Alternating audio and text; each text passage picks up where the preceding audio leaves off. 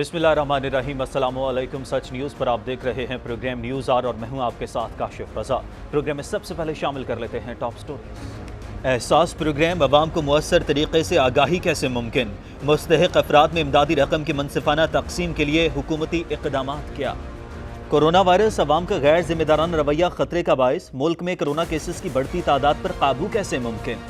और corona virus और गंदम की कटाई का आगाज, मुहलिक वबा से बचाओ, किसानों की हिफाजत के लिए हुकूमती इक़दामात क्या।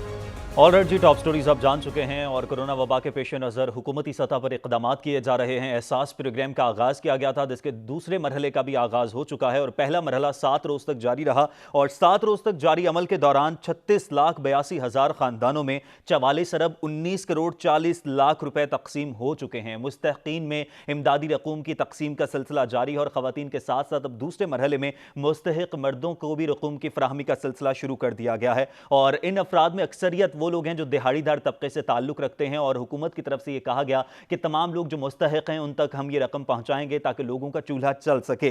लेकिन इसमें भी बहुत सारे फ्रॉड सामने आ रहे हैं और हमेशा से जिस पार्टी का भी इक़्तिदार रहा है, जिस पार्टी की भी हुकूमत रही है, इस तरह के प्रोग्राम का इनेकाद किया गया है। लेकिन हमने देखा है कि जब से इस तरह के प्रोग्राम का आगाज़ होना शुरू हुआ, तब से ही इसकी ट्रांसपेरेंसी पर बहुत सारे सवालात शुरू होते रहे हैं। और अब एहसास प्रोग्राम का जो आगाज़ किया गया है कोरोना वबा के पेश नज़र, ताकि लोगों को सहूलत मुहैया की जा सके, मुस्तहिक़ीन की इमदाद की जा सके, इसमें भी हम देख रहे हैं कि बहुत सारे ऐसे केसेस सामने आ रहे हैं। इसमें भी माफिया जो है, जैसे इमरान खान साहब ये कहते नजर आते हैं कि हर शोबे में कहीं ना कहीं माफिया है, तो इसमें भी कुछ ऐसे लोग हैं जो फ्रॉड कर रहे हैं। कहीं पर लोगों को पूरी रकम नहीं दी जा रही, तो कहीं पर लोगों को ये लालच देकर कि आपके घर तक रकम पहुंच जाएगी, उसमें से 1000-2000 की कटौती कर ली जाती है। और हुकूमती सतह पर इस हवाले से इकदाम किए जा रहे हैं, कार्रवाइयां की जा रही हैं, पुलिस और रेंजर्स भी तैनात की गई है, बहुत सारे लोगों को गिरफ्तार भी किया गया है। लेकिन उसके बावजूद बहुत सारे सवालात हैं जिन पर बात करना बहुत ज्यादा जरूरी है।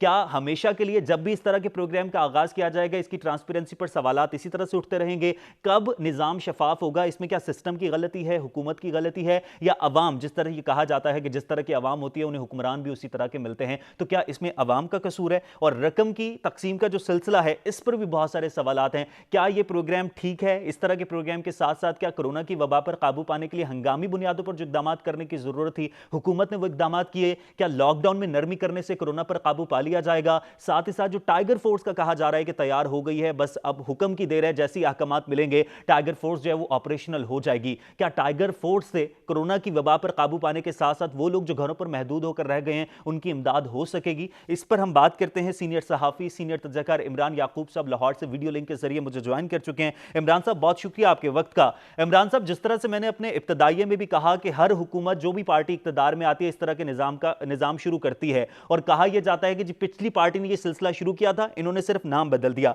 अब जो एहसास कफालत प्रोग्राम में जो लोग रजिस्टर्ड हुए, सबसे पहले एहसास प्रोग्राम के तहत उन्हें जो है रकम की तरसील का सिलसिला शुरू हुआ, अभी भी इसमें ट्रांसपेरेंसी नहीं है। आप क्या समझते हैं इसका जिम्मेदार कौन है? हुकूमत जिम्मेदार है, सिस्टम जिम्मेदार है, या वो जो माफिया जिसकी बात करते हैं इमरान खान साहब वो जिम्मेदार है, या अवाम खुद ही जिम्मेदार है? बिस्मिल्लाहिर्रहमानिर्रहीम। काशिफ साहब, आपके सवाल में जवाब भी है। आपने खुद ये पूछा है कि अगर ये सिस्टम इसका ज़िम्मेदार है, हुकूमत ज़िम्मेदार है, माफियाज या आवाम, तो मैं यहाँ पे ये ज़रूर आपसे कहना चाहूँगा कि मैं समझता हूँ कि सबसे ज़्यादा इसकी ज़िम्मेदार हुकूमत है। अब अगर आप ये पूछेंगे जनाब अगर हुकूमत है तो इसका मतलब है बाकी तीनों जिनका मैंने नाम लिया वो नहीं है, तो मेरे भाई सबसे पहली बात ये है कि मान लिया इसमें आपके माफियाज इन्वॉल्व होंगे, मान लिया कि इसमें सिस्टम की खराबियां होंगी, मान लिया कि इसमें हमारे अवाम भी करप्ट हैं, वो भी इन्वॉल्व हैं, तो मुझे ये बताएं ये सिस्टम किसने ठीक करना है? काशिफ ने ठीक करना है या इमरान ने ठीक करना है? ये सिस्टम हुकूमत ने ठीक करना है। ये माफियाज अगर हैं तो उन माफियाज को कंट्रोल किसने करना है? उन माफियाज को ख़त्म किसने करना है? उन माफियाज को पकड़ के कानून के हवाले किसने करना है? मैंने या आपने? नहीं, ये वज़ीर आज़म इमरान खान और उनकी हुकूमत ने करना है। फिर आ जाते हैं आखिरी बात आवाम की तरफ।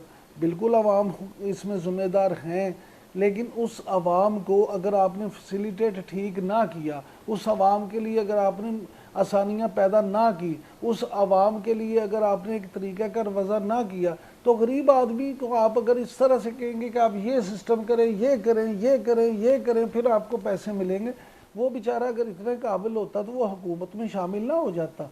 उसको तो ना लिखना आता है, ना पढ़ना आता है, उसको तो ना میسج کرنا آتا ہے نہ اس کو اس طرح سے اس میں فارم بھرنا آتا ہے، لہٰذا وہ ان نوسر بازوں کے ہتھے چڑھ جاتا ہے جو پہلے ہی وہاں پہ اس مقصد کے لیے بیٹھے ہیں کہ کب ایک غریب آدمی آئے گا اور ہم اس سے کس طرح سے خون نچوڑیں گے۔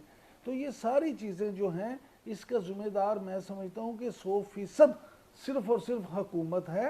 حکومت چاہے تو ان دوسرے لوگوں کو جن کا آپ نے ذکر کیا، جو وہ فیکٹرز ہیں جو اس کرپشن میں حصے دار ہیں، ان کو ختم کیا جا سکتا ہے۔ یہ ناممکن نہیں ہوتا، لیکن یہاں پہ ول کی ضرورت ہے۔ وہ کہتے ہیں نا when there is a will there is a way۔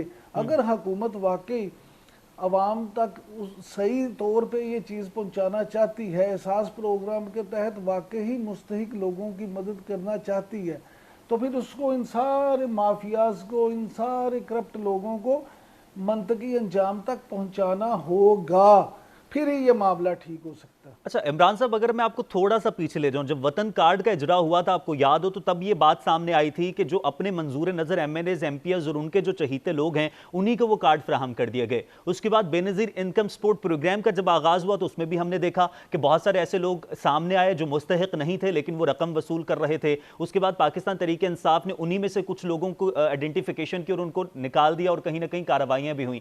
اب انہی میں سے احساس کفالت پروگرام میں جو لوگ رجسٹر تھے BI ISP سے ہی آئے تھے، انہی لوگوں کو انہوں نے مستحق سمجھ کے آگے رقم بھی فراہم کی ہے۔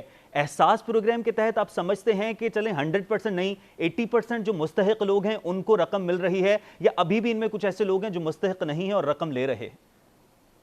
نہیں، بالکل مستحق لوگ ہوں گے جن کو رقم مل رہی ہے، کیونکہ غریب آدمی ہی ایسے پروگرامز میں بیچارہ کوشش کرتا ہے، جستجو کرتا ہے، جدوجہد کرتا ہے کہ مجھے اس میں سے کچھ مل جائے۔ لیکن میں اس کے لیے آپ کو نا اس سوال کا تفصیلی جواب دینے کے لیے تھوڑا سا مزید پیچھے لے کے جاؤں گا۔ آپ تو مجھے تھوڑا پیچھے لے کے گئے ہیں نا، میں اس سے بھی زیادہ آپ کو پیچھے لے کے جاؤں گا۔ جب 1947 میں 14 اگست 1947 کو ہمارا یہ وطن مارز وجود میں آیا، تو اس کے بعد کیا ہوا؟ اس کے بعد یہ ہوا کہ وہاں سے جو لوگ آئے تھے لٹے پٹے، ان میں سے جو حقدار تھے، بہت سارے حقدار تھے جن کو بیچاروں کو ان کے پاس ان کی جائیدادوں کے کاغذات پڑے رہ گئے اور ان کو الاٹمنٹ ہی نہیں ہو سکی۔ یہاں پہ بھی اس وقت بھی وہ لوگ جو اپنے یہاں پہ اثر و رسوخ والے تھے، جو اثر و رسوخ رکھتے تھے، جو حکومت میں تھے، جو انتظامیہ میں تھے، جو بیوروکریسی میں تھے، انہوں نے کیا کیا؟ انہوں نے اپنے لوگوں کو، اپنے جان پہچان والے لوگوں کو، اپنی برادری کے لوگوں کو وہ کلیم جو تھے ان کے لے کے تو ان کو اچھی جگہ، اچھی جائیداد، اچھے یونٹس دلوا دیے اور ان کی چاندی کر دی، اور جو غریب آدمی تھا جس کی سفارش نہیں تھی اس کو کچھ نہیں ملا۔ اسی طرح سے پھر آپ دیکھ لیں اس وقت سے لے کے آج تک یہاں اس ملک میں ہوا ہی یہ ہے۔ یہاں ہر حکومت نے غریب کا جو ہے حق اسے دینے کے نام پہ اس کا استحصال کیا ہے۔ اگر میں یہ کہوں کہ پچھلی حکومت سے بڑھ کے استحصال کیا ہے تو یہ بھی میں غلط نہیں کہوں گا۔ اس کی وجہ یہ ہے کہ یہاں غریب کا نام لے کے غریب کو ہمیشہ لوٹا گیا۔ انہوں نے کہا ہم غربت ختم کر دیں گے، حالانکہ ان کا ایجنڈا ہمیشہ غریب کو ختم کرنے کا رہا ہے۔ جب آپ کا ایجنڈا ہی غریب کو ختم کرنے کا ہو تو پھر غربت کیسے ختم ہو سکتی ہے؟ آپ مجھے یہ بتائیں کہ ابھی کچھ عرصہ پہلے کی بات ہے نا، کرونا سے چند دن یا چند ہفتے پہلے ان حکومت وقت کی طرف سے یہ کہا گیا کہ اتنے لاکھ لوگ ہیں جو بے نظیر انکم سپورٹ پروگرام میں ناجائز طور پہ مال بنا رہے تھے۔ اچھا مجھے آپ صرف یہ بتا دیں کہ کیا ان میں سے کسی کو سزا ملی؟ جو اتنے لاکھ لوگ میں تھے ان سے کسی ایک سے بھی پیسے واپس لیے گئے؟ کیا اس کو قانون کی صلاحوں میں کے پیچھے دھکیلا گیا؟ کیا اس کو دوسروں کے لیے ایک مثال بنایا گیا؟ اگر نہیں تو میرے بھائی آپ کیوں یہ واویلا کرتے ہیں کہ کرپشن ختم کریں گے؟ کیوں آپ واویلا کرتے ہیں کہ لوٹی ہوئی دولت واپس لائیں گے، ان کے خلق میں سے نکال کے لائیں گے؟ آپ غریب آدمی کا لوٹا ہوا جو مال ہے وہ تو واپس لا نہیں سکتے۔ آپ کسی ایک لٹیرے سے اس ہزاروں روپے جو اس نے لوٹے ہیں وہ تو واپس لے نہیں سکتے، تو آپ کروڑوں اربوں لوٹنے والوں سے وہ کیسے واپس لیں گے؟ آپ بے نامی اکاؤنٹس والوں کو کیسے پکڑیں گے؟ آپ پاناما سکینڈل والوں کو کیسے پکڑیں گے؟ مجھے یہ کاشف صاحب بڑا افسوس ہوتا ہے اس طرح کی بات کرتے ہوئے کہ باتیں کرنا بڑا سب سے آسان کام ہے۔ میں بھی یہاں کیمرے کے سامنے بیٹھ کے فلاسفر بن جوں اور جو مرضی کہنا شروع کر دوں، حکمران بھی وہاں پہ بیٹھ کے پریس ریلیز جاری کریں یا پریس بریفنگ دے تو بڑی بڑی باتیں کریں، لیکن کیا عملاً کچھ کیا جا رہا ہے؟ کیا آپ سمجھتے ہیں اس معاشرے کا آپ بھی حصہ ہیں کہ عملاً غریب کی غربت مٹانے کے لیے، پھر میرے الفاظ پہ غور کر لیجئے، غریب کی غربت بڑھانے کے لیے، غریب کو مٹانے کے لیے نہیں، غریب کی غربت کو مٹانے کے لیے کیا حکومتوں نے کچھ کیا ہے؟ اگر آپ سمجھتے ہیں کیا ہے تو پلیز مجھے بتا دیں۔ یہ آپ احساس کفالت پروگرام ہو، یہ بے نظیر انکم سپورٹ پروگرام ہو، یہ وطن کارڈ ہو، یہ کچھ ہو، یہ صرف ایک سیاسی سٹنٹ ہوتے ہیں میرے بھائی۔ اس کے ذریعے سے مائلیج لینے کی کوشش کی جاتی ہے۔ غریب آدمی کا اس سے گزارا نہیں ہوتا۔ غریب آدمی جو ہے اس بیچارے کا اس طرح سے اس کا استحصال جب تک ہوتا رہے گا اس وقت تک یہ معاملات اسی طرح سے چلتے رہیں گے۔ آپ کو اگر واقعی آپ غریب کی غربت دور کرنا چاہتے ہیں تو آپ کو عملاً کچھ کرنا پڑے گا۔ جب تک آپ عملاً کچھ نہیں کریں گے اس وقت تک یہ معاملہ حل نہیں ہو سکتا۔ وہ پیپلز پارٹی کی حکومت ہو، مسلم لیگ نون کی حکومت ہو، پی ٹی آئی کی حکومت ہو، حکمران واقعی اگر یہ کرنا چاہیں گے دل سے، پھر انہیں اپنی صفوں میں سب سے پہلے احتساب کرنا پڑے گا۔ بڑی معذرت کے ساتھ وہ آپ کر نہیں سکتے۔ وہ کریں گے تو آپ کی حکومت نہیں رہے گی، وہ کریں گے تو آپ کی حکومت کا خاتمہ ہو جائے گا۔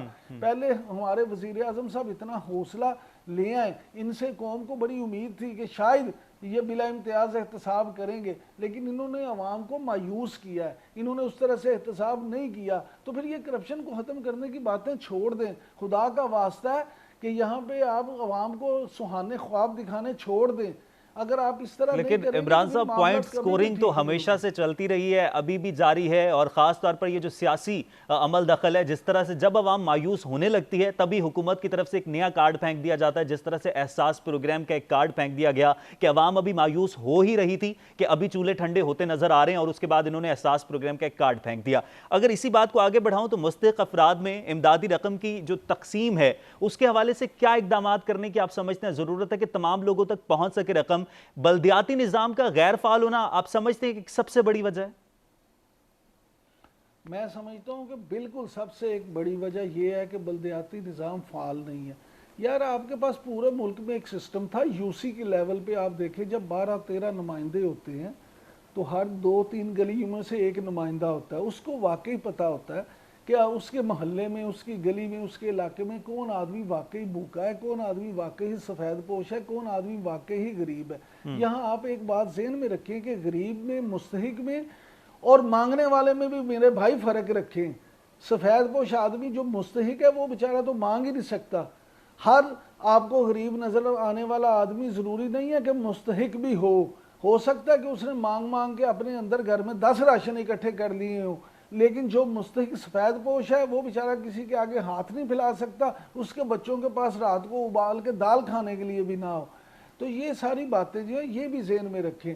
اس کے بعد آپ یہ دیکھ لیں کہ جس طرح سے آپ نے کرنا ہے، آپ کے پاس وابڈا کا ایک پورا نظام ہے، آپ کے پاس سوئی گیس کا ایک پورا نظام ہے، آپ ان کے میٹر ریڈرز کو لیں، ان کے میٹر ریڈرز کو ایک ایک جگہ کا پتہ ہوتا ہے، انہوں نے ایک ایک گھر میں جا کے میٹر ریڈنگ کرنی ہوتی ہے، ان کو پتہ ہوتا ہے کہ اس گھر کا بل اتنا آتا ہے، اس گھر کا میٹر میں اتنے یونٹ چلتے ہیں، اس یونٹ سے آپ آرام سے نکال سکتے ہیں کہ کس آدمی کی کیپیسٹی کیا ہے۔ اس کے بعد اس سے بھی آگے چلے جائیں، آپ کے پاس جو ہیلتھ ورکرز کا ایک پورا سیٹ اپ ہے جو پولیو کے قطرے پلانے کے لیے گھر گھر میں جاتے ہیں، ان کو بھی ان چیزوں کا اندازہ ہوتا ہے۔ آپ ان سب شعبوں کو آپ ملا لیں، ان سے کوارڈینیٹ کریں اور اس کے بعد ان کی سفارشات پہ آپ عمل کریں اور آپ دیکھیں گے آپ کے پاس سارا ڈیٹا آ جائے گا۔ لیکن یہاں پرابلم یہ ہے میرے بھائی کہ یہاں کوارڈینیشن کا فقدان ہے۔ یہاں کسی حکومت، وفاقی حکومت کی جب صوبائی حکومتوں سے کوارڈینیشن نہیں ہوگی تو آپ اداروں میں کس طرح سے توقع کر سکتے ہیں کہ اداروں میں کوارڈینیشن بہتر ہو جائے؟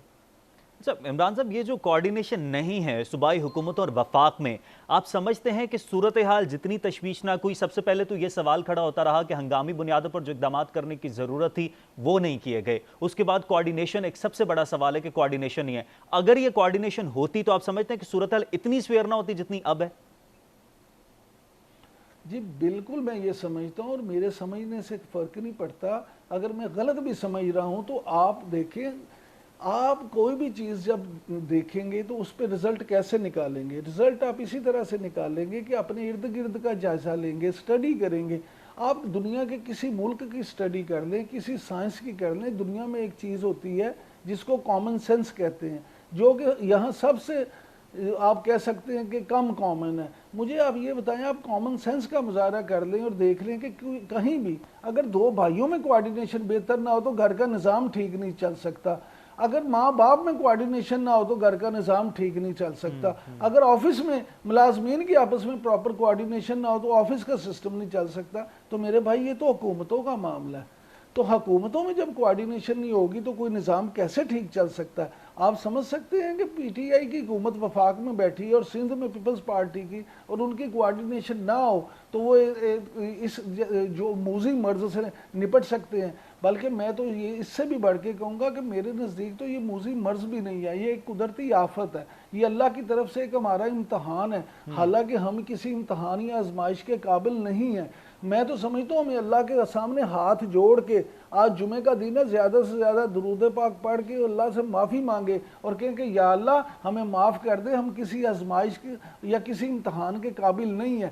حکومتوں کو بھی چاہیے کہ اپنی انا سے نکل آئیں, یہ بیان بازی چھوڑ دیں اور واقعی حقیقی معنوں میں ایک دوسرے سے وہ کوآرڈینیشن کریں جو وقت کی ضرورت ہے. ایک دوسرے سندھ وفاق پہ ذمہ داری نہ ڈالے اور وفاق صرف سندھ کو ذمہ دار نہ ٹھہرائے, یہ ایک دوسرے سے مل کے کام کریں. اسی طرح پنجاب میں تو خیر حکومت ہی پی ٹی آئی کی ہے, لیکن وہاں بھی آپ دیکھ لیں کس طرح کے مسائل ہیں. یہ ساری چیزیں انہیں مل کے حل کرنا ہوں گی اگر یہ واقعی اس بات میں سیریس ہے.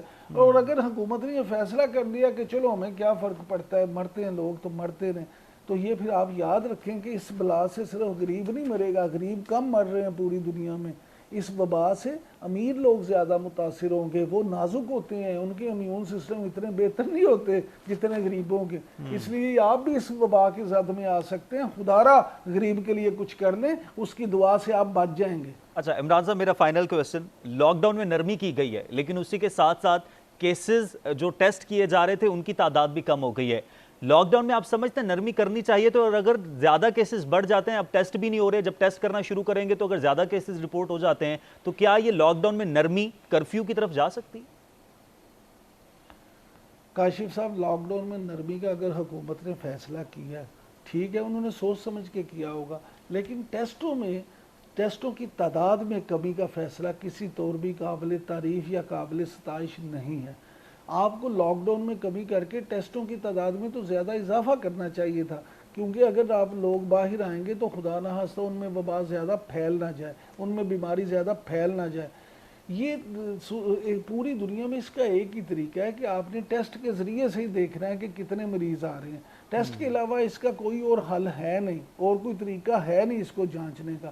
لہٰذا آپ لاک ڈاؤن میں کمی کریں یا نہ کریں یہ ایک الگ بہت بڑی بحث ہے, لیکن جو ٹیسٹ ہیں اس میں کوئی بحث نہیں ہے کہ ٹیسٹوں کی تعداد جتنی بڑھائی جائے, جتنی بڑھائی جا سکتی ہے اتنی ہی بڑھائی جانی چاہیے. اس میں جتنا اضافہ کیا جا سکتا ہے خدارا کر لیں تاکہ کم از کم دوسرے لوگ اس سے بچ سکیں. بہت شکریہ. عمران یعقوب صاحب سینئر صحافی, سینئر تجزیہ کار, پروگرام میں موجود تھے, تمام تر صورتحال پر بات کر رہے تھے.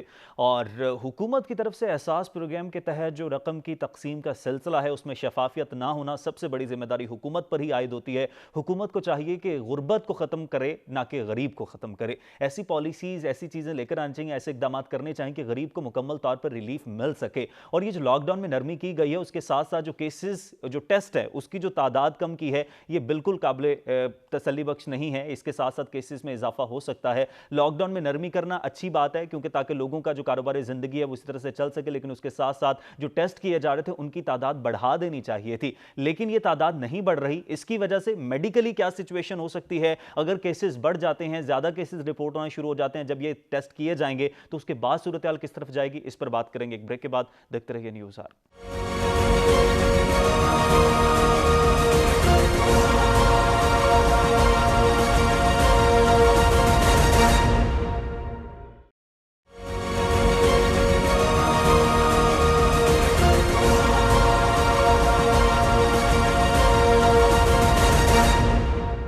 ऑलराइट जी, वेलकम बैक। ब्रेक के बाद वापस आने का शुक्रिया। कोरोना एक वबा की सूरत में फैलता ही जा रहा है। पाकिस्तान में लॉकडाउन में नरमी का ऐलान तो किया गया, लेकिन उसी के साथ हमने देखा कि अवाम ने फिर से इसको फॉर ग्रांटेड लेना शुरू कर दिया। और मेरा ख्याल है कि ये हमारी सोसाइटी का अलमिया है कि हमारे यहाँ जब भी किसी चीज़ में नरमी लाने की बात की जाती है तो ऐसे समझ लिया जाता है कि शायद अब खात्मा मुकम्मल तौर पर हो गया है। और अभी भी हम देख रहे हैं कि हमारी सोसाइटी में आम तौर पर जो लोग नकलो हरकत में मसरूफ़ हैं वो इसी तरह से इसको फॉर ग्रांटेड ले रहे हैं कि अब लोगों ने एहतियाती तदाबीर पर उस तरह से अमल दरामद करना भी छोड़ दिया है जिस तरह से पहले किया जा रहा था। लॉकडाउन में नरमी का मतलब यह है कि आप अपने कारोबारी जिंदगी को उसी तरह से जारी सारी रख सकते हैं, लेकिन एहतियाती तदाबीर को मद्देनजर रखते हुए हुकूमत की तरफ से दर्जियों को, हजाम को, इलेक्ट्रीशियन को और प्लम्बर्स को काम करने की इजाजत दी गई। लेकिन हम देख रहे हैं कि तमाम तर दुकानें उसी तरह से खुलना शुरू हो गई हैं। और एक और चीज, अब टेस्टों की जो पहले टेस्ट हो रहे थे जिस तादाद के साथ, वो भी कम हो गए हैं। वो कम होने के बाद अब लग ये रहा है कि शायद केसेस उस तरह से रिपोर्ट नहीं हो रहे। जब टेस्ट नहीं होंगे तो इस तरह से नहीं पता लग सकेगा कि कितने लोगों में कोरोना की दोबारा से तशखीस हो रही है। और अगर एक जायजे की बात की जाए तो 58% जो केसेस हैं वो मुकामी तौर पर सामने आए हैं। पहले ये कहा जाता था कि जिन्होंने दीगर ममालिक से पाकिस्तान में सफ़र किया है उनसे ये कोरोना की वबा पाकिस्तान में फैली है, लेकिन 58% केसेस ऐसे हैं जो मुकामी तौर पर फैलने की वजह से सामने आए हैं। अब जब लॉकडाउन में नरमी कर दी गई है और एहतियाती तदाबीर पर भी उस तरह से अमल दरामद नहीं हो रहा है तो सूरत हाल कितनी तशवीशनाक हो सकती है और क्या एहतियाती तदाबीर है जिनको मद्देनजर मजीद रखना चाहिए। और अगर लॉकडाउन में नरमी होती है और उस तरह से टेस्ट भी नहीं किए जाते तो केसेस की तादाद बढ़ सकती है। और अगर केसेस की तादाद बढ़ जाती है तो ये सूरत हाल कितनी तशवीशनाक हो सकती है, इस सूरत हाल को किस तरह से हैंडल किया जाएगा और मेडिकली इस सूरत हाल को किस तरह से कंट्रोल किया जाएगा, इस पर हम बात करेंगे। और साथ ही साथ इस पर भी बात करेंगे कि दीगर ममालिक जिन्होंने लॉकडाउन भी किया और लॉकडाउन में सख्ती भी की और उसके बाद लॉकडाउन में नरमी भी की, उसके बावजूद उन्होंने कोरोना पर कहीं ना कहीं काबू पा लिया, तो उन ममालिक ने किस तरह से मेडिकली कोरोना पर काबू पाया है। क्या वहां पर मेडिकल सहूलियात ज्यादा थी, इस वजह से वहां पर कोरोना पर काबू पा लिया गया, या पाकिस्तान में अगर मेडिकली सहूलियात की बात की जाए तो इन सहूलियात के मौजूद होते हुए किस तरह से कोरोना पर काबू पाया जा सकता है। तफसील से बात करेंगे। वीडियो लिंक के जरिए प्रोग्राम में मुझे ज्वाइन करिए प्रोफेसर, रिटायर्ड प्रोफेसर नाइला आजम साहिबा, ब्रिगेडियर रिटायर्ड प्रोफेसर नाइला आजम साहिबा, बहुत शुक्रिया आपके वक्त का। प्रोफेसर साहिबा, सबसे पहले तो मैं आपसे ये जानना चाहूंगा कि लॉकडाउन में जिस तरह से नरमी कर दी गई है और नरमी के साथ ही ये भी कहा जा रहा है, इवन के हुक्मरान खुद ही ये बात कर रहे हैं, वजीर आला सिंध ने भी ये बात की कि उस तरह से टेस्ट नहीं हो रहे हैं, तो अब लॉकडाउन में नरमी है, उस तरह से टेस्ट नहीं हो रहे हैं, तो क्या केसेस की तादाद बढ़ सकती है? जब एकदम से केसेस रिपोर्ट होंगे तो फिर सूरत हाल कितनी तशवीशनाक हो सकती है? देखिए, जहां तक हमारे एहतियाती तदाबीर में नरमी का ताल्लुक है तो मेरे नज़दीक as a public health person ये सबसे ज़्यादा तशवीशनाक बात है, क्योंकि हुकूमत ने एक तरफ तो इकॉनमी के लिए जो नरमी की है उसमें साथ साथ अगर एक चीज़ को मद्देनज़र रखा जाए, एक तो टेक्निकली जैसे आपने जिक्र किया कि कुछ ऐसी दुकानें हैं, कुछ ऐसे प्रोफेशंस हैं जिनका हमारे कॉन्टेक्ट से बहुत ताल्लुक है, जैसे हजाम की और बार्बर्स और सैलून्स की दुकानें हैं। अमेरिका में भी इवन उनके जो है पब्लिक हेल्थ एक्सपर्ट्स हैं उन्होंने कहा कि जी हम अमेरिका अगले 2 साल तक हजाम के पास जाने का सोच भी नहीं सकते, जो दिन में कितने ही लोगों को अपनी कुर्सी पे बिठा के उसके नाक को एक तौलिए से टच करेगा, कटिंग करेगा और इतना क्लोज कांटेक्ट आएगा। और दूसरी बात यह है कि जहाँ तक लोगों का एहतियाती तदाबीर के बारे में ज़रा बेहतियात हो जाना या थोड़ा सा रिलैक्स हो जाना, इसके लिए तो मैं समझती हूँ कि हमारे हेल्थ केयर सिस्टम को अगर बहुत ज़्यादा महंगी अद्वियात और बहुत महंगे अस्पतालों का, और जहाँ पे ख़र्चा बहुत होता है, हर मरीज़, आने वाला मरीज़ लाखों करोड़ों पे जाता है, वहाँ पर अगर हम हेल्थ केयर सिस्टम में एक चीज़ पे जोर दें कि लोगों को अपने साथ रखें, उनकी तालीम में, उन शऊर में, आगाही में बढ़ाने के लिए अपनी तदाबीर को और अपने तमाम मुहिम को तेज तर कर दें। अगर नरमी में, अगर लॉकडाउन में कमी की है और नरमी की है तो शऊर की जो आगाही मुहिम है उसमें तेजी आनी चाहिए। किसी सूरत भी लोगों कम हो गए, शायद कंफर्म केसेस की तादाद कम हो गई है तो शायद कोरोना की वबा में कमी आ गई है। बल्कि जो मैं आज भी पढ़ी थी कि दुनिया जहान के जो ममालिक, ख़ास तौर पे जो साउथ ईस्ट एशिया के जो ममालिक हैं, ख़ास तौर पे जिसमें कि हम इंडिया की भी केरला स्टेट की बात कर रहे हैं जहाँ पे वसाइल इतने नहीं है, मगर उन्होंने सबसे ज़्यादा, उनका जो सक्सेस स्टोरी है वो उनके अवाम के साथ ताल्लुक़ है। سو میرے نزدیک عوام سے تعلق کرنا، عوام کے ساتھ کو رسک کا بتانا اور بتاتے رہنا اور مناسب طریقے سے، سائنسی طریقے سے بتانا ہی ہمارے ہاں اس وبا کو کنٹرول کر سکتا ہے۔ آپ کا پوائنٹ ہے کہ ایک طرف لاک ڈاؤن میں اگر نرمی کر دی گئی ہے تو اسی کے ساتھ ساتھ لوگوں کو اویئرنیس دینے کے حوالے سے جو مہم چلائی جا رہی تھی، جو کیمپینز چل رہی تھی، ان کو مزید تیز کر دینا چاہیے تھا تاکہ لوگوں تک اویئرنیس پہنچ سکے۔ لیکن جس طرح سے ڈاکٹر صاحبہ حکومت نے اجازت دے دی ہے کہ جس طرح سے سیلونز کھولنے کی اجازت ہے، درزیوں کو دکانوں پر کام کرنے کی اجازت ہے، سیلونز وہ واحد جگہ ہیں جہاں پر ہمیشہ سے یہ کیمپین کی جاتی ہے کہ وہاں پر حفاظتی تدابیر رکھنی ہوتی ہیں، چاہے کرونا ہو یا نہ ہو، تاکہ وہاں سے جراثیم اس طرح سے نہ پھیل سکیں۔ لیکن اب جب حجام کام کریں گے، باربرز اپنے اسی طرح سے تسلسل کو جاری رکھیں گے کام کو، تو کون سی پریکاشنری میئرز ہیں جن کو مد نظر رکھنا چاہیے اور ان کو اپنانا چاہیے؟ دیکھیے، جہاں تک لوگوں کے اور ان کے بزنس کو کھولنے کا تعلق ہے، یہ واحد وہ بزنس ہے جس کے بارے میں کہوں گی کہ اس بزنس کو کھولنا خطرے کی گھنٹی ہے اور یہ بہت خطرے سے خالی نہیں ہے۔ یہ واحد بزنس ہے۔ تو کیا احتیاطی تدابیر ہونی چاہیے؟ اس میں احتیاطی تدابیر، کوئی ایسی احتیاطی تدبیر نہیں ہے۔ سب ہم کہہ سکتے ہیں کہ جی آپ ماسک بھی پہنے، گلو بھی پہنے، لیکن یہ بالکل ایسا ہی ہے جیسا کہ ہمیں ایک تو اس چیز کا یہ کہنا ہے کہ ہر آنے والا بندہ جب تک ٹیسٹ نہیں ہو گیا تو وہ اس کو کورونا کے مریض کا درجہ دیا جانا چاہیے، اس کے ساتھ حفاظتی تدابیر ایسی ہی ہونی چاہیے۔ اب جو شخص حجام کی دکان پہ یا سیلون کی چیئر پہ جا کے بیٹھے گا، اس کا اگر ٹیسٹ نہیں بھی ہوا تو کیا ہم مکمل جو پروٹیکٹیو گیئر ہے، پروٹیکٹیو ایکوپمنٹ ہے، فیس شیلڈ ہے، فیس ماسک ہے، کیا ہم مکمل کے ساتھ ایسا کر رہے ہیں؟ ان کی حجام کی ہر چھوٹی موٹی دکان کی مانیٹرنگ انتہائی مشکل ہے۔ تو جو اس کام کی مانیٹرنگ مشکل ہے اس کو کرنے کی اجازت ہی نہیں ہونی چاہیے۔ یہ ایک ایسا پوائنٹ ہے جس پہ میں سمجھتی ہوں کہ اگر حکومت کو سختی کرنی پڑے تو دیکھیں، پلمبر کے لیے ہم کہہ سکتے ہیں کہ کریں، موٹر میکینک کی دکان وہ آئے کام کریں، اپنا کام کر رہے ہیں، ہاتھوں پہ گلو پہن لیں، ماسک پہن لیں، لوگوں کے قریب انہوں نے نہیں جانا۔ لیکن جو ہیومن ہینڈلنگ ہے تو پھر ہیلتھ کیئر ورکر میں اور حجام میں کوئی فرق نہیں رہ جاتا۔ صحیح۔ اچھا ڈاکٹر صاحب، اسی کے ساتھ آپ بالکل وضاحت فرما رہی ہیں کہ اس حوالے سے سختی برتنے کی ضرورت ہے، اس طرح کا مانیٹرنگ سیل بنانا چاہیے، ایک ٹیم تشکیل دینی چاہیے جو وہاں پر تمام تر چیزوں کو دیکھ سکے، چیک اینڈ بیلنس رکھ سکے۔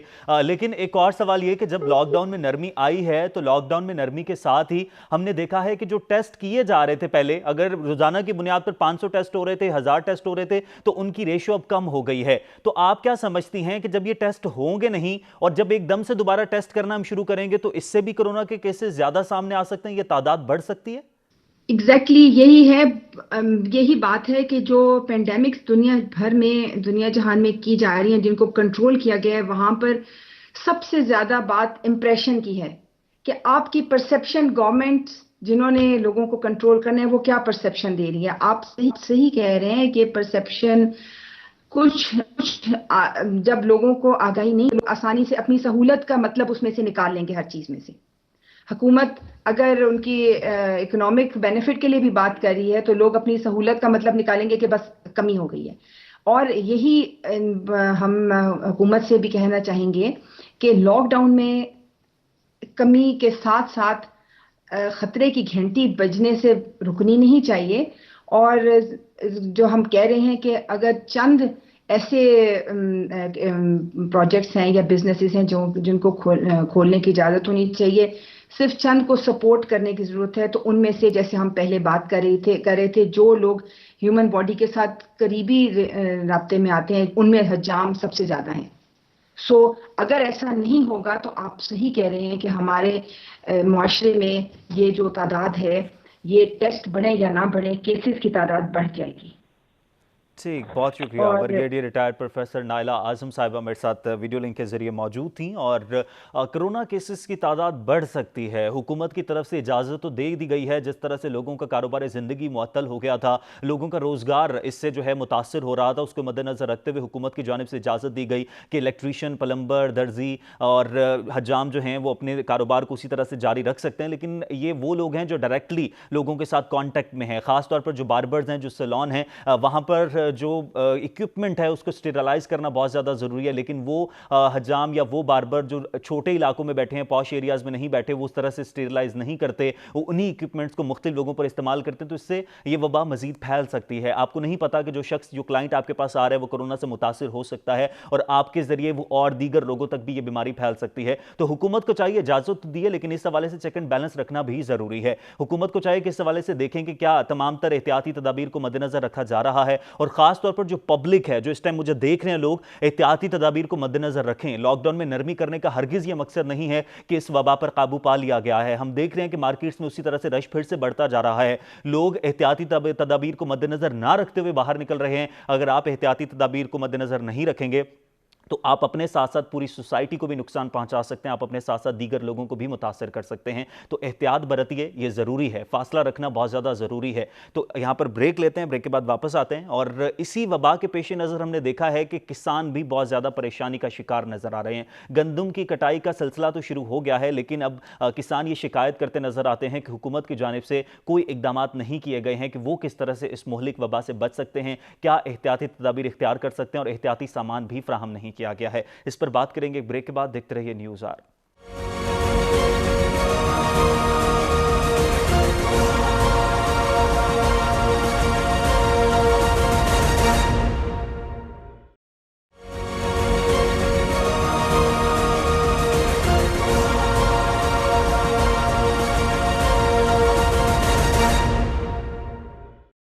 آلریڈ جی, ویلکم بیک. بریک کے بعد واپس آنے کا شکریہ. گندم کی کٹائی کا آغاز ہو گیا ہے, لیکن جس طرح سے ملک میں لاک ڈاؤن کی صورتحال ہے اور جس طرح سے پوری دنیا کو کورونا نے اپنی لپیٹ میں لیا ہوا ہے, تو نہ صرف گندم کی کٹائی بلکہ دیگر معاملات زندگی بھی متاثر ہو رہے ہیں. لیکن گندم کا سیزن ہے تو گندم کی کٹائی بھی ضروری ہے. وزیر اعلیٰ پنجاب نے اس مہینے کے پہلے ہفتے میں ہی باقاعدہ طور پر آغاز کر دیا گندم کی کٹائی کا, اور احکامات جاری کر دیے گئے, اور یہ بھی کہا گیا کہ کسانوں کی حفاظت کے لیے تمام تر اقدامات کیے گئے ہیں اور تمام تر احتیاطی تدابیر کو مد نظر رکھتے ہوئے سامان بھی فراہم کیا گیا ہے. اور اس سال اگر بات کی جائے تو 45 لاکھ میٹرک ٹن گندم خریداری کا ہدف مقرر کیا گیا, اور گزشتہ سال کی بات کی جائے تو 40 لاکھ میٹرک ٹن ہدف مقرر کیا گیا تھا, لیکن 33 لاکھ میٹرک ٹن خریداری ہوئی تھی. گندم ہمارے ملک میں فوڈ سیکیورٹی کے لیے بہت اہمیت کی حامل ہے, کسان کے لیے سب سے بڑی کیش کراپ ہے. لیکن اس وقت ہم نے دیکھا ہے کہ اس سال سیزن کافی مختلف رہا. موسمیاتی تبدیلیوں کے پیش نظر جس طرح سے بارشیں بہت زیادہ ہوئیں, جس طرح سے یالہ باری ہوتی رہی, تو ہم نے دیکھا کہ کسان بھی یہ شکایت کرتے نظر آئے کہ ان کی فصل تباہ ہو گئی ہے, جس کے بعد حکومت کو انہیں اس حوالے سے ریلیف فراہم کرنا چاہیے. اور خاص طور پر جو سبسڈی دی گئی ہے اس سبسڈی میں کسانوں کو بھی حصہ دینا چاہیے تاکہ کسانوں کا جو نقصان ہوا ہے پورا ہو سکے. اور خاص طور پر جو گندم کی کٹائی کا آغاز ہوا ہے اور کورونا کے پیش نظر جو احتیاطی تدابیر کہی گئی ہیں, کسان یہ کہتے نظر آ رہے ہیں کہ ہمیں کوئی احتیاطی تدابیر کے مد نظر کوئی سامان فراہم نہیں کیا گیا, حکومت کی طرف سے کوئی اقدامات نہیں کیے گئے, پنجاب حکومت کی طرف سے کوئی اقدامات نہیں کیے گئے, وزیر اعلیٰ پنجاب کی جانب سے جو ہدایات جاری کی گئی تھی ان پر عمل درآمد بھی اس طرح سے نہیں ہو رہا. تو ہم اس پر تفصیل سے بات کریں گے کہ یہ جو نقصان ہو گیا ہے اس کا جو ہے وہ بھرپائی کس طرح سے ہو پائے گی, اور جو احتیاطی تدابیر ہیں ان کو کیا مد نظر رکھا جا رہا ہے, اور گندم کی کٹائی میں جو مشکلات درپیش ہیں ان مشکلات کا حل کیا ہے. پریزیڈنٹ پاکستان کسان اتحاد خالد محمود صاحب مجھے ٹیلی فون لائن پر جوائن کر چکے ہیں. خالد صاحب بہت شکریہ آپ کے وقت کا. سب سے پہلے تو میں آپ سے یہی جاننا چاہوں گا خالد صاحب کہ حکومت کی طرف سے کہا گیا کہ کرونا وبا کی پیش نظر جو کاشتکار, جو کسان گندم کی کٹائی کر رہے ہیں, خاص طور پر وہاں پر جو لیبر موجود ہے, ان کو احتیاطی تدابیر کے مد نظر تمام تر حفاظتی سامان مہیا کر دیا گیا. سامان کیا مہیا کیا گیا اور کیا کیا اقدامات کیے گئے ہیں حکومت کی طرف سے؟ دیکھیں جی, کاشتکار کو کوئی سامان مہیا نہیں کیا گیا. کاشتکار خود اپنی حفاظت, میں ان سے کاشتکاروں سے گزارش کروں گا کہ اپنی حفاظت خود کریں, اس وبا سے بچیں. حکومت کی طرف سے کوئی ماسک, کوئی سینیٹائزر, کوئی چیز بھی کاشتکار کو فراہم نہیں کی گئی. اور میں آپ کو عرض کرنا چلوں, اس دفعہ ہماری پنجاب میں تقریباً 1.60 کروڑ ایکڑ پہ گندم کاشت ہے, جس میں کافی یالہ باری سے بھی نقصان ہوا ہے, بارشوں سے بھی نقصان ہوا ہے. اس کے علاوہ دریائے چناب اور راوی میں پانی آیا, اس کی وجہ سے بھی نقصان ہوا ہے.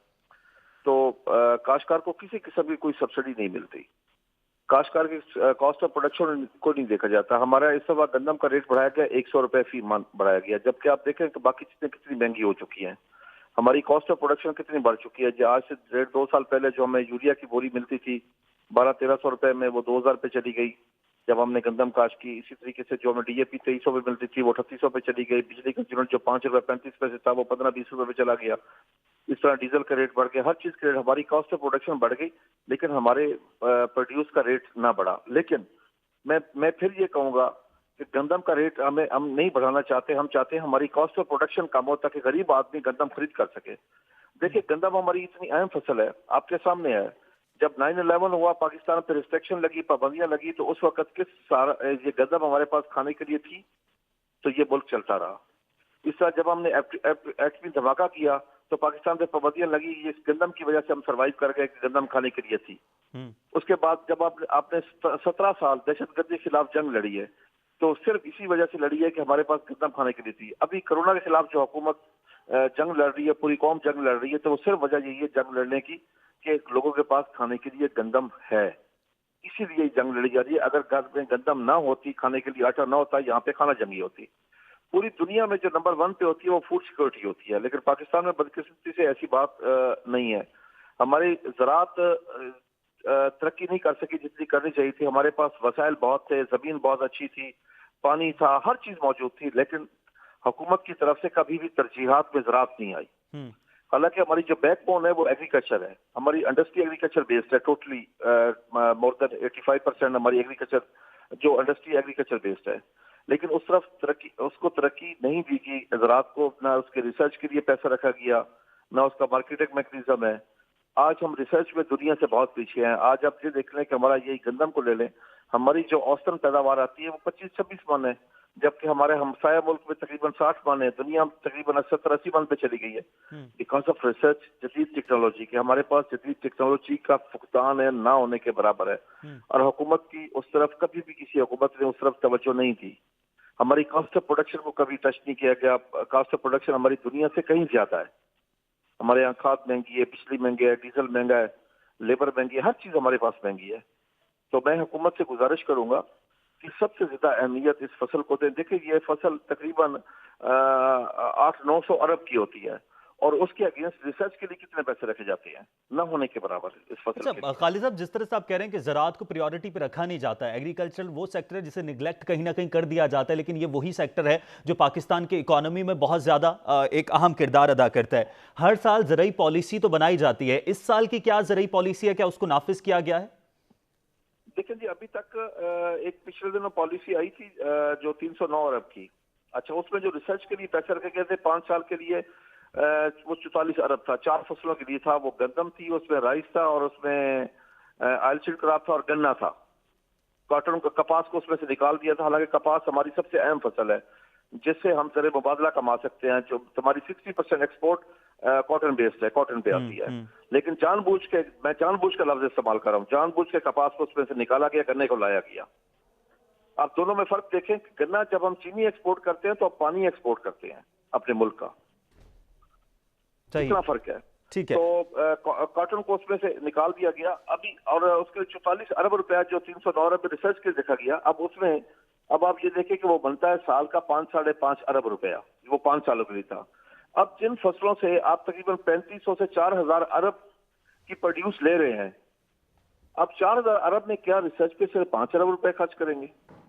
अब देखें ना, अब कपास का मौसम आ गया, अभी तक कपास की कोई पॉलिसी नहीं आई। बिल्कुल इस वक्त तक कोई काश्तकार बेयकीनी की सूरत हाल में कि मैं कपास काश्त करूं, क्या होगा। दुनिया में फ्यूचर मार्केटिंग है। काश्तकार को 2 साल पहले पता होता है कि 2 साल बाद मैं ये चीज काश्त करूंगा, मुझे ये रेट मिलेगा। अच्छा खालिद साहब, आप जिस तरह से बात करें कि कॉस्ट ऑफ प्रोडक्शन ज्यादा है, लेकिन आप साथ ही साथ ये भी कह रहे हैं कि गंदम का रेट बेशक ना बढ़ाया जाए लेकिन कॉस्ट ऑफ प्रोडक्शन को कम कर दिया जाए। इन केस अगर कॉस्ट ऑफ प्रोडक्शन कम नहीं होती और गंदम का रेट बढ़ जाता है तो कहीं ना कहीं कोई रिलीफ मिल सकता है फिर उससे भी? देखिए, मैं आपको अर्ज करूं, मैं गंदम का रेट बढ़ाने की मैं बात इसलिए नहीं कर सकता कि मैं इंसान हूं।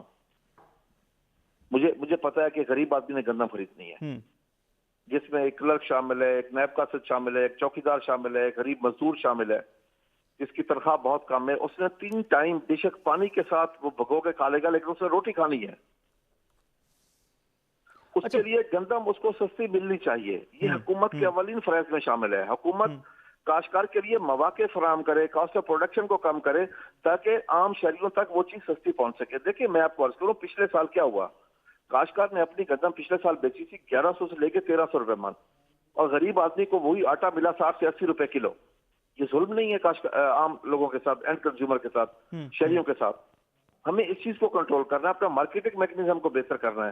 دیکھیں میں دیکھتا ہوں کہ ہمارا ٹماٹر کاشتکار سے 2 روپے کلو آ رہا ہے, جب ریڈی پہ آتا ہے وہ 30-40 روپے کلو بکتا ہے. آلو ہمارا کاشتکار بیچتا ہے 15 روپے کلو, جب وہ ریڈی پہ آتا ہے وہ 40-50 روپے کلو بک رہا ہوتا ہے. یہ چیزیں مڈل مین اس کو کھا رہا ہے اس ملک کو.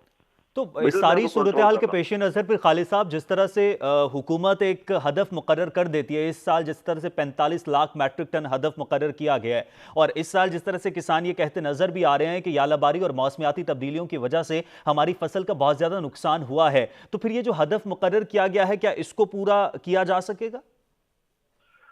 میں اللہ تعالیٰ سے امید کرتا ہوں کہ اچھی پیداوار رہے گی, کہ ہمیں بہتر امید رکھنی چاہیے کہ اللہ کرے گا پورا ہوگا. اور اس میں ایک پالیسی حکومت نے اچھی دی ہے اس دفعہ, کہ اوپن پالیسی ہے کہ باردانہ کوئی بھی آ کے لے کے گندم لے جائے, کیونکہ پہلے پٹواری کے پاس جانا پڑا, کافی ایشو ہوتے تھے, اب کم از کم وہ ایشو نہیں ہے اس وقت. تو میں امید کرتا ہوں کہ کاشتکار کو سہولت ہے, یہ ہدف انشاءاللہ پورا ہو جائے گا. تو باردانے کی بروقت یقینی فراہمی کے حوالے سے تو حکومت نے کوئی نہ کوئی اقدامات کیے ہیں, آپ کا مطلب ہے؟ نہیں, وہ بالکل باردانہ میں اس میں کوئی ایشو نہیں ہے, کوئی پرابلم نہیں ہے. جو پہلا پرابلم تھے وہ اس دفعہ ختم ہو گیا. اچھا, جس طرح سے کنسٹرکشن کی طرف حکومت نے پیکج دیا, کیا زراعت کے حوالے سے بھی اس طرح کا کوئی پیکج دیا جا سکتا ہے, اور پیکج دیا جائے تو کتنا ریلیف مل سکتا ہے؟ آپ نے بڑی اچھی بات کیا جی. کنسٹرکشن پہ حکومت یہ کہہ رہی ہے کہ اس میں مزدور طبقہ تقریباً اس میں میکسیمم جو لوگ کام کر سکتے ہیں وہ 4 سے 5 لاکھ لوگ کر سکتے ہیں. حالانکہ چاہیے یہ تھا کہ سب سے پہلے وہ زراعت کو ایک انڈسٹری ڈکلیئر کرتے, ایگریکلچر کو اور لائف سٹاک کو انڈسٹری ڈکلیئر کرتے, کیونکہ اگر آپ زراعت کو لے لیں صرف کپاس میں 20 لاکھ لوگوں کی کھپت ہوتی ہے. یعنی کہ آپ کی امپلائمنٹ سب سے زیادہ جو ہے نا وہ ایگریکلچر میں ہے. تقریباً آپ کے ٹوٹل ملک کی 44 سے 45% وہ ایگریکلچر میں ہے. لیکن زراعت کے لیے ابھی تک کوئی ایسی پالیسی نہیں آئی جس سے کاشتکار مطمئن ہو اور ہماری کاسٹ آف پروڈکشن کو کم کیا گیا اور مارکیٹ ابھی تک حکومت کی طرف سے اس طرح کی پالیسیز جو ہیں وہ نافذ نہیں کی گئی. اچھا, مہلک وبا سے بچاؤ کے لیے خالد صاحب آپ صدر ہیں پاکستان کسان اتحاد کے, کاشتکاروں کو آپ کی طرف سے کوئی آگاہی مہم چلائی گئی ہے کہ وہ لوگ جو جس طرح سے اتنا زیادہ نہیں سمجھتے تو وہ بچ سکیں؟ ہم باقاعدہ سوشل میڈیا پہ, فیس بک پہ کاشتکار کو آگاہی دے رہے ہیں. کاشتکاروں کو ہم ریکویسٹ کر رہے ہیں کہ جب گندم کی کٹائی کریں اپنا کام کریں, سوشل ڈسٹینس رکھیں, سینیٹائزر کا استعمال کریں, ماسک کا استعمال کریں. ہم بار بار ان کاشتکاروں کو یہ بات کہہ رہے ہیں. لیکن خالد صاحب, جو لیبر وہاں پر کام کرتی ہے, جو گندم کی کٹائی کرتی ہے, وہ لوگ جو تھریشر پر, ہارویسٹر پر کام کرتے ہیں, ان میں سے موسٹلی ایسے لوگ ہیں جو سوشل میڈیا سے ہی انویئر ہیں, تو ان کو کس طرح سے آپ آگاہی دے رہے ہیں؟ نہیں, ہم اپنے جو ہمارے پاکستان کسان اتحاد کے ممبر ہیں ان کے تھرو ان تک پیغام پہنچانے کی کوشش پوری کر رہے ہیں ہم. تو کیا کچھ سامان بھی فراہم کیا جا رہا ہے, اپنی مدد آپ کے تحت ہی کاشتکار خود ہی احتیاطی تدابیر کر رہے ہیں؟ اپنی مدد آپ کے تحت جی. اور وزیر اعلیٰ پنجاب کی طرف سے کہا تو گیا تھا کہ ہم سامان مہیا کریں گے, تو نہیں کیا گیا؟ آپ نے ان سے پوچھا؟ دیکھیں میں آپ کو عرض کروں جی, کاشتکار کے لیے سب کچھ کہا جاتا ہے. کاشتکار کی کاسٹ آف پروڈکشن کوئی نہیں دیکھتا. صنعت کار کی کاسٹ آف پروڈکشن دیکھ کے, اس ملک میں سب سے بڑی بدقسمتی یہی ہے کہ کاشتکار کے نام پہ صنعت کار سبسڈی لے جاتا ہے. وہ کاشتکار کا نام استعمال کرتا ہے. وہ کہتا ہے جی گنے کا کاشتکار کو ریٹ نہیں میں دے سکوں گا, سبسڈی دی جائے. صنعت کار ایپٹما یہی کہتی ہے کہ کاشتکار کے لیے, کاشتکار کا نام استعمال کر کے یہ سب لوگ کھا جاتے ہیں. لیکن خالد صاحب, فی الوقت کاسٹ آف پروڈکشن یہ تمام تر مسائل ہیں, ان کے تدارک کی ضرورت ہے, لیکن فی الوقت جو میں بات کر رہا ہوں میں صرف کرونا کے پیش نظر بات کر رہا ہوں کہ اگر کرونا سے ہی کاشتکار متاثر ہو جائیں گے اور کاشتکار خدا نہ خواستہ اگر بہت سویئر حالت میں چلے جاتے ہیں تو پھر تو یہ نہ گندم ہوگی نہ کٹائی ہوگی. تو کس طرح سے بچا جا سکتا ہے؟ آپ کیا سمجھتے ہیں؟ آپ نے حکومت سے بات کی ہے, وزیر اعلیٰ پنجاب, اس حوالے سے کوئی احتیاطی تدابیر کے حوالے سامان فراہم کیا جائے گا؟ ہم بار بار ریکویسٹ کر رہے ہیں, حکومت سے ریکویسٹ کر رہے ہیں کہ جو ایگریکلچر کا ایکسٹینشن ڈپارٹمنٹ ہے وہ اس کو چاہیے کہ وہ باقاعدہ کاشتکاروں تک یہ تمام چیزیں پہنچائے. کم از کم ماسک اور سینیٹائزر وغیرہ تو ان تک پہنچایا جائے.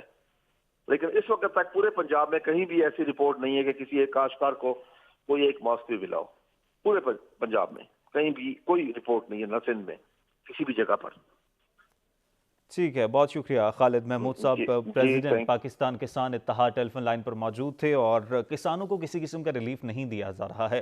حکومت کی طرف سے بڑے بڑے اعلانات کیے جاتے ہیں، لیکن یہ اعلانات بھی محض اعلانات کی محدود رہ جاتے ہیں۔ جب تک cost of production per relief نہیں دیا جاتا تب تک کاشتکاروں کو کسی قسم کا ریلیف نہیں مل سکتا ہے۔ اور رہی کرونا وبا کی بات، تو وزیر اعلیٰ پنجاب کی جانب سے اعلانات کیے گئے، کہا گیا کہ تمام تر اقدامات کریں گے۔ خالد محمود صاحب یہ کہہ رہے ہیں کہ کسی بھی علاقے میں جہاں پر گندم کی کٹائی ہو رہی ہے، کاشتکاروں کو کوئی سامان مہیا نہیں کیا گیا، نہ ماسک فراہم کیے گئے ہیں، نہ سینیٹائزر فراہم کیے گئے ہیں۔ اپنی مدد آپ کے تحت جو کاشتکار حضرات ہیں وہ خود ہی احتیاطی تدابیر کو مد نظر رکھتے ہوئے اپنی حفاظت کر رہے ہیں۔ تو اس حوالے سے حکومت کو توجہ دینے کی ضرورت ہے، اور گندم کے شعبے کے ساتھ ساتھ ایگریکلچرل جو سیکٹر ہے اوورال، اس پر توجہ دینے کی ضرورت ہے، کیونکہ زراعت کا شعبہ وہ شعبہ ہے جو پاکستان کی معیشت میں بھی ریڑھ کی ہڈی کا کردار ادا کرتا ہے، اور جو بھی ملک معاشی طور پر بہت زیادہ مضبوط ہے ان کا زراعت کا شعبہ سٹرونگ ہے۔ اگر زراعت کا شعبہ سٹرونگ ہوگا تو پاکستان معاشی طور پر بھی سٹرونگ ہو جائے گا۔ اجازت دیجیے، کل حاضر ہوں گے اللہ نے کے بعد۔